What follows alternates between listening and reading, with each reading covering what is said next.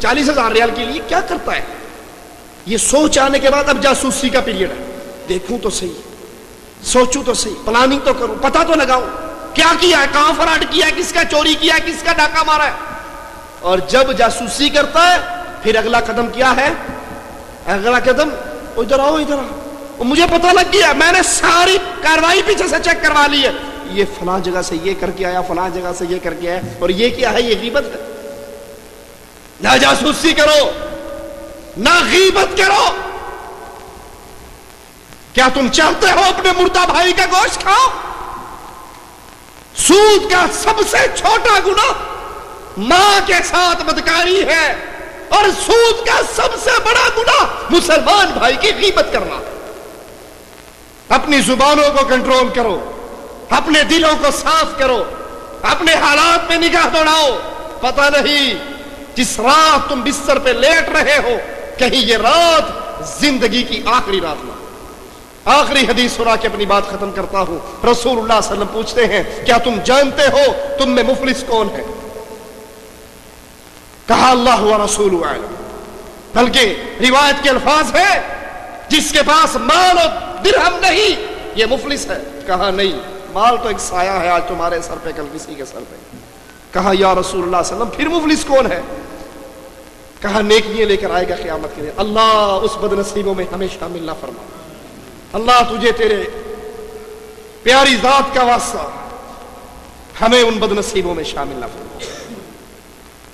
نیکیوں کے انبار ہوں گے, لیکن اس کے ساتھ ساتھ کچھ لوگ اس کے دامن سے چپٹے ہوئے ہوں گے. اس کو مارا, اس کو گالی دی, اس کی غیبت کی, اس کی چغلی کی, اس کے خلاف پلاننگ کی, اس کی ٹانگ کھینچی, اس کا حق مارا, اس سے جھوٹ بولا, اس کا قضیہ دبایا, اس کے مال کو دبایا, اس کے قرضے کو دبایا, اور وہ دامن سے چپٹے ہوئے آ رہے ہوں گے اور کہیں گے اللہ عدل کر. وہ عدل کرے تو تھر تھر کانپے اونچی شانوں والے, وہ رحمت کرے تو بخشے جائیں مجھے سے منہ کالے. اللہ ہم سے عدل والا معاملہ نہ کرنا, اپنی رحمت والا معاملہ. مالک کہے گا دے بدلہ ان کو,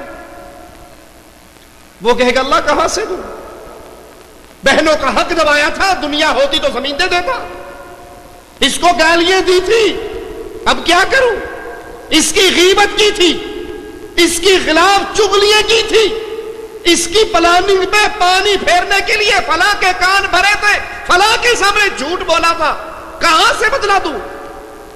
کہا فرشتوں نماز یہ پڑھتا رہا ثواب اس کو دے دو, روزہ یہ رکھتا رہا ثواب ان کو دے دو, حج یہ کرتا رہا ثواب ان کو دے دو, ذکر یہ کرتا رہا ثواب ان کو دے دو. ثواب ختم ہو جائیں گے. کچھ بد نصیب ایسے ہوں گے جن کی نیکیاں ختم ہو جائیں گی, سائل موجود ہوں گے.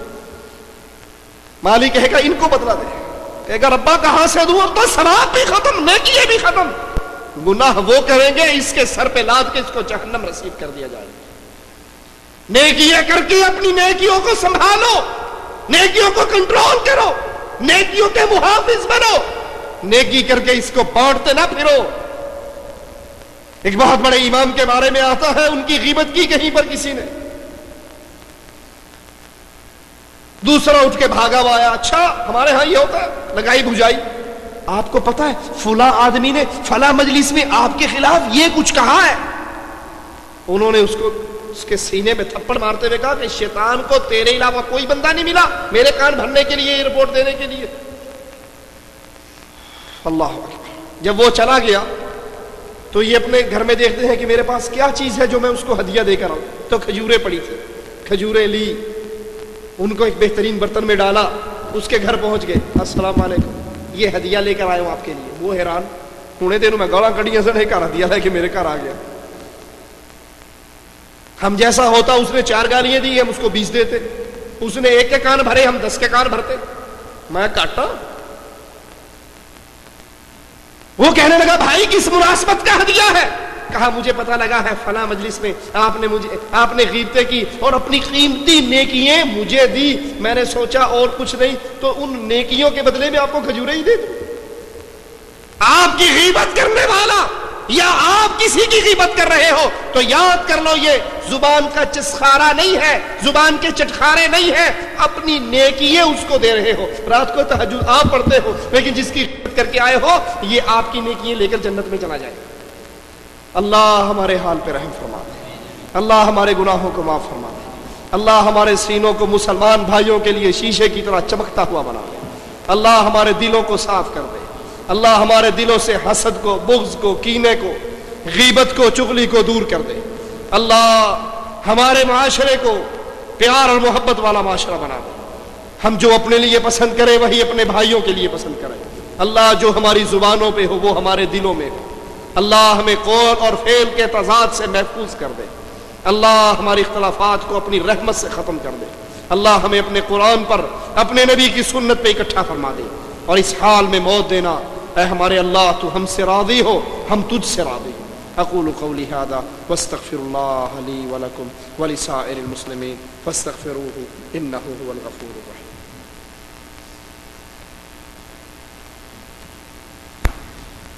جزاکم اللہ خیر، احسن الجزاء۔ حضرات، اختلافات کے حل کے عنوان پر آپ فضیلت شیخ توصیف الرحمان کو سماعت فرما رہے تھے۔ اللہ رب العالمین سے دعا ہے کہ اللہ رب العالمین ہمارے دلوں سے کجی، نفرت اور اختلافات کے جو اسباب ہوتے ہیں ان سے ہمارے دلوں کو پاک فرما دے، اور ہمارے دلوں میں باہمی محبت اور اتحاد کی وہ باتیں ڈال دے جس سے کہ معاشرے میں ہم ایک اچھی امت واحدہ، جس کو نبی کریم صلی اللہ علیہ وسلم نے ایک اچھے معاشرے کی تشکیل کے لیے بیان فرمایا ہے۔ اللہ رب العالمین ہمیں اس معاشرے کی اصلاح کے لیے ہم سب کے دلوں کو محبت اور اللہ اور اس کے رسول کی محبت پر یکجا فرما دے، آمین یا رب العالمین۔ حضرات، اس سے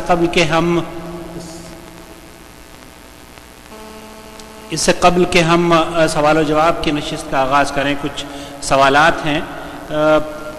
ہم شکریہ ادا کرنا چاہتے ہیں آپ کا کہ بڑے شارٹ نوٹس پر آپ لوگ یہاں تشریف لائے ہیں۔ اللہ رب العالمین آپ کی اس آمد کو شرف قبولیت عطا فرمائے۔ ساتھ ہی ساتھ ہم شکریہ ادا کرنا چاہتے ہیں فضیلت شیخ توصیف الرحمان کا کہ آپ ہماری دعوت پر ریاض سے خاص طور پر ہر مہینے الحمدللہ تشریف لاتے ہیں۔ اللہ رب العالمین آپ کے اس سفر کو اور دوسرے جو سفر آپ نے کیے ہیں آپ کے موازین حسنات میں اضافے کا ذریعہ بنائے۔ ہمارے پاس کل سے بہت ساری کالز آئی ہیں اور کچھ لوگوں نے اس بات کا اظہار کیا ہے، چونکہ یہ عزیزیہ کا علاقہ بہت ایزی اپروچ ہے، سب لوگ یہاں پر اکٹھے ہو جاتے ہیں، تو یہ کوشش کی گئی ہے کہ اس جو یہ ماہانہ پروگرام ہمارا ہوتا ہے ہم اس کو منطقہ عزیزیہ یا مدرسہ حفصہ یا جو قرب جوار کا علاقہ ہے اسی میں کریں، تو انشاءاللہ تعالی اس سلسلے میں آپ لوگوں تک اطلاعات مستقبل میں جس طریقے سے ماضی میں ملی ہیں اسی طریقے سے مستقبل میں بھی آپ تک اطلاعات انشاءاللہ پہنچ جائیں گی۔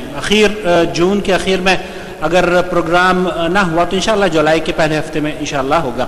میں ان تمام احباب کا بھی شکریہ ادا کرنا چاہوں گا جن کی جدوجہد سے آج کی نشست کا انعقاد ہوا ہے، خاص طور سے مدرسہ ام المؤمنین حضرت حفصہ رضی اللہ تعالی عنہ کے ذمہ داران کا اللہ رب العالمین ان کے اس ادارے کو اسی طرح علم پھیلانے کا ذریعہ بنائے، اور ان کی جدوجہد کے نتیجے میں مسلمانوں میں جو جہالت پھیل رہی ہے اللہ رب العالمین اس مدرسے کی کاوشوں کے نتیجے میں اللہ رب العالمین ان جہالتوں کو، ان گمراہیوں کو دور فرما دے۔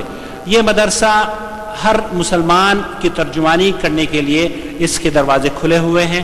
یہ مدرسہ کسی خاص مکتب فکر کی ترجمانی نہیں کرتا، یہ مدرسہ کسی خاص شخصیت کے لیے نہیں بنایا گیا، بلکہ یہاں کے ذمہ داران کی کوشش یہ ہے کہ یہ مدرسہ قرآن و سنت کی نشر و اشاعت کے لیے اس شہر میں بلکہ دنیا کے ہر گھر میں، ہر ملک میں یہاں سے پیغام جو ریکارڈ ہو رہے ہیں، یہاں سے جو کیسٹ تیار ہو رہی ہیں، وہ توحید کی دعوت لے کر ہر گھر میں دستک دیتی ہوئی نظر آئے۔ تو یہ مدرسہ آپ کا مدرسہ ہے، اپنے خاص طور پر بچیوں کے لیے جو یہاں پر کلاسز ہوتی ہیں، آپ حضرات کی اگر خواتین یہاں آتی ہیں تو بڑی اچھی بات ہے، اور اگر نہیں آتی تو بدھ کے دن اثر تا مغرب ہر بدھ کو یہاں پر اس مدرسے میں خواتین کے لیے پروگرام ہوتا ہے. آپ اپنے خواتین کو ضرور بھیجیے. ساتھ ہی ساتھ صبح کی جو کلاسز ہو رہی ہیں اس میں بھی آپ اپنے خواتین کو شرکت کے لیے بھیجیے. اور اب چھٹیوں کا سماں آنے والا ہے. سمر جو کورسز اس مدرسے کے ذریعے معاشرے میں الحمدللہ انٹروڈیوس کیے جاتے ہیں, گزشتہ سالوں میں کئی بچیوں نے شرکت کی, اور الحمدللہ ان بچیوں میں سے اس ناچیز کی بچی بھی ہے کہ اس مدرسے کے ساتھ جڑی, اور آج اللہ کے فضل و کرم سے بہت توحید کا علم حاصل کر کے لوگوں کو الحمدللہ استفادہ ہو رہا ہے ہماری بچیوں کے ذریعے. اللہ رب العالمین سے پھر دعا کروں گا کہ اللہ رب العالمین اس مدرسے کی جو کاوشیں ہیں اللہ رب العالمین انہیں قبول فرما لے. اب سوالات کا آغاز کرتے ہیں. شیخ جی میں پڑھوں گا. جزاک اللہ خیر. ابو عبداللہ صاحب جو ہیں احتشام صاحب, وہ یہ پوچھنا چاہتے ہیں کہ کیا نبی کریم صلی اللہ علیہ وسلم نے کبھی چلتی پھرتی ہلتی ڈولتی اور بولتی تصویروں کے متعلق کوئی پیشن گوئی کی تھی؟ اگر نہیں تو ویڈیو گرافی کو حرام کیسے قرار دیا جا سکتا ہے؟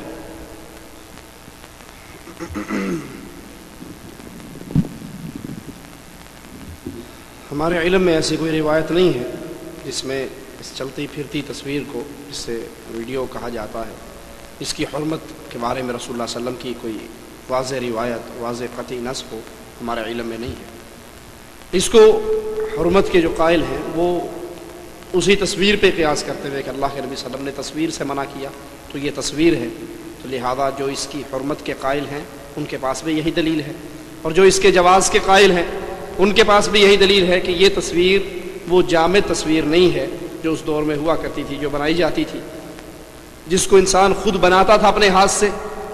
وہ اللہ کی تخلیق نہیں ہوتی تھی بلکہ انسان اس کو خود تخلیق کرتا تھا, اور قیامت کے دن کہا جائے گا تو نے مالک کا مقابلہ کیا, اس تخلیق کر کے اس میں روح ڈال. تو جو اس کے جواز کے قائل ہیں ان کی دلیل بھی یہی ہے کہ اس کے ذریعے جو بنائی جاتی ہے وہ تو اللہ ہی کی تخلیق ہے جس کو سیو کیا جا رہا ہے, اور وہاں جو لفظ ہیں وہ تصویر ہے جس میں روح ڈالنے کا حکم ہوگا, جو مالک کی تخلیق نہیں ہوگی بلکہ اس کو خود تراشا جاتا ہے, خود بنایا جاتا ہے. واللہ اعلم. جزاک اللہ خیر. کیا فروعی اختلافات کی بنا پر گروہ بندیوں کو جائز قرار دیا جا سکتا ہے, یا وہ کون سے اختلافات ہیں جن کی بنا پر دینی محافل کا بائیکاٹ ممکن ہو؟ فروعی اختلافات کی بنیاد پر تنظیمیں, جماعتیں الگ نہیں کی جا سکتی, اور اس سے مراد کسی مسئلے میں فہم کا اختلاف ہو جاتا ہے. دونوں کا نقطہ نظر یہ ہو کہ ہم نے اللہ اور اس کے رسول صلی اللہ علیہ وسلم کی بات کو ماننا ہے, لیکن حدیث کے سمجھنے میں فہم کا اختلاف اگر ہو جائے تو یہ اختلاف ایسا نہیں ہے جس کی بنیاد پر تنظیمیں اور جماعتیں الگ ہو جائیں. رکوع کے بعد ہاتھ باندھنا ہے یا ہاتھ چھوڑنے ہیں, دونوں کا مقصد کیا ہے؟ رسول اللہ صلی اللہ علیہ وسلم کی حدیث پہ عمل کرنا. اس کے فہم میں اگر اختلاف ہو گیا تو اس کی بنیاد پہ جماعتیں نہیں بنیں گی. ہاں, جماعت سازی, دینی مجلسوں کا بائیکاٹ, الگ گروہ بنا کب بنے گا؟ جب وہ اسلام کی بنیادی چیزوں سے ٹکرائیں, جب اللہ کی توحید کے سمجھنے میں اختلاف ہو. ایک کہے یا اللہ مدد کہنا جائز ہے, دوسرا کہتا ہے نہیں یا علی مدد کہنا بھی جائز ہے. قبر پہ سجدہ جائز ہے تو کوئی بات نہیں, پیر صاحب کو سجدہ جائز ہے کوئی حرج نہیں, اللہ کو بھی کریں گے ان کو بھی کریں گے. جہاں دین کی اساس سے ٹکر ہو, جہاں دین کی بنیاد سے ٹکر ہو, وہ مجلس بے شک دین کے نام پہ بنے, وہ مسجد ضرار ہے اس کو جلایا جائے گا, اس کا انکار کیا جائے گا, اس کو تسلیم نہیں کیا جائے گا, اس کا بائیکاٹ کیا جائے گا. لیکن جہاں قرآن اور حدیث, توحید اور رسالت, بنیادی چیزیں اسلام کی, اس کو تسلیم کیا جاتا ہے, مسئلے کے فہم میں, حدیث کے سمجھنے میں اختلاف ہو جائے, مقصد دونوں کا یہ ہو میں نے حدیث لینی ہے, تو یہ اختلاف ایسا نہیں ہے جس پہ انتشار کیا جائے اور جماعتیں الگ کی جائیں. واللہ اعلم. جزاکم اللہ خیر. جو عورتیں علم ہونے کے باوجود عمرے میں سلا ہوا نقاب پہنتی ہیں ان کے بارے میں کیا حکم ہے؟ عمرے کے اور حج کے دوران نقاب کو باندھنا منع, لیکن پردہ کرنا منع نہیں ہے. جس طرح حضرت عائشہ کی روایت میں ہے کہ ہم چہرہ کھلا رکھتی, لیکن جب کوئی اجنبی مرد ہمارے قریب آتا تو ہم اپنی چادروں کو اپنے چہروں پہ ڈال لیتی. تو نقاب کو باندھا نہ جائے, پیچھے اس کی ڈوری نہ باندھی جائے, لیکن نقاب ایسا بنایا جائے کہ وہ پلو آپ کے چہرے پہ پڑا رہے، کیونکہ چہرے